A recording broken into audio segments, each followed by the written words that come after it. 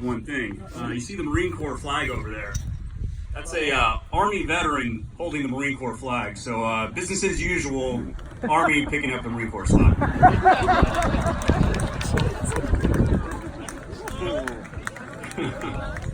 It's like you gotta mix in a little humor. Okay, good morning, fellow veterans, distinguished guests, friends and family members.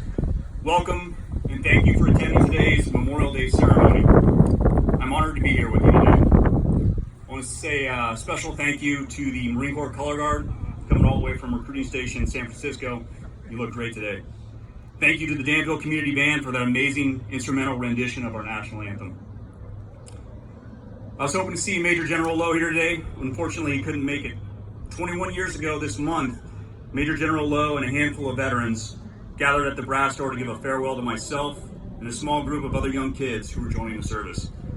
I'm proud to say that this tradition is still going strong today with support from the Diablo Valley veterans, other veteran groups, Blue Star Moms, and the All Wars Memorial Foundation. You know, I have a lot of good memories at this park specifically. I used to catch bass, catfish in the pond right behind you, and sometimes I'd sneak across the street and there used to be a pond over there and we'd fish in there. And I even almost got NBA Hall of Famer Kris to give me an autograph, but he denied me back over that way. Danville, San Ramon, Walnut Creek, and Contra Costa County are generally far removed from any major conflict. There's no major military base here, and besides seeing service members in the airport, there's not a major military presence. But you'd be surprised to know that California is home to the largest veteran population in the country. You might be surprised to know that Contra Costa County lost 300 young men during World War II, 72 young men during Korea, and the Bay Area lost 1,200 young men during Vietnam.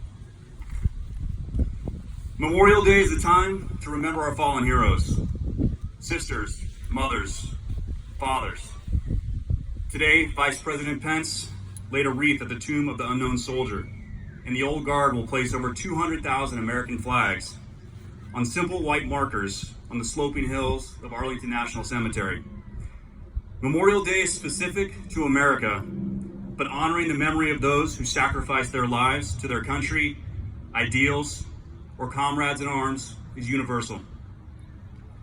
The act of formal remembrance is one of the most profound human gestures, whether it is conducted on the personal or the national level. Ultimately, Memorial Day is about remembering the human cost of war and honoring the memories of those who fought and died. No matter how much we would like to, it is impossible to completely divorce people from warfare. No matter how good technology gets or how far nations distance themselves from their warfighting, there will always be new names to eulogize on Memorial Day. Names like Joshua Chachi Corral. He got that nickname from his younger siblings who couldn't pronounce Joshi, so they called him Chachi. Josh was a 2010 graduate of San Ramon Valley High School who enlisted in the Marine Corps after graduation. His grandfather, a Marine veteran, asked him, "Why do you want to join the Marines?" And he told his grandfather, "I want to be like you." Marine Lance Corporal Joshua Chachi Corral was killed in action in Helmand Province, Afghanistan, on November 18th, 2011. He was 19 years old. Names like Kyle D. Crowley, who attended California High School for 3 years and graduated from Del Amigo High. He was proud to wear his uniform and so excited about being a Marine. California High School principal Mark Cordy said, "I saw the growth in him, the maturity, the self-confidence, self-esteem. He was just a new young man. He was so proud that he had gone through that training." Marine Lance Corporal Kyle D. Crowley was killed in action in Ramadi, Iraq, April 6, 2004. He was 18 years old. Names like Scott D. Sather, who was an Air Force Special Operations Combat Controller, who was assigned to my Ranger team during the 2003 invasion of Iraq.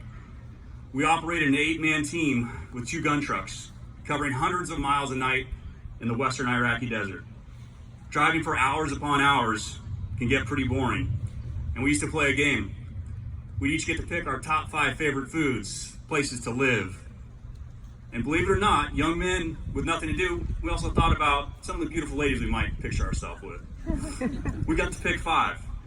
And when it got to be Scott's turn, Scott would never play. He said, "I'm not playing that game." He's like, I'm married. If I pick my wife every single time, we say, Scott, give us a break. Be realistic here. You get to choose 5. No, I'm not playing. That's one of the most things I remember about Scott. Staff Sergeant Scott D. Sather was killed in action on April 8th, 2003 in Baji, Iraq. He was 29 years old. I was asked to tell you today what Memorial Day means to me. Memorial Day for me is a time to remember my friends and all the service members who have made the ultimate sacrifice. For the mothers, fathers, husbands, wives, and children, I'm sure this day never gets easier because it's another reminder of the loved ones they've lost. While it might be hard and emotionally trying, it is also a time to celebrate their memories with communities, families, and friends, just like we're doing today here at Oak Hill Park. Nothing will put a smile on their face more than look down and see their communities, families, and friends gathering today to remember their sacrifice.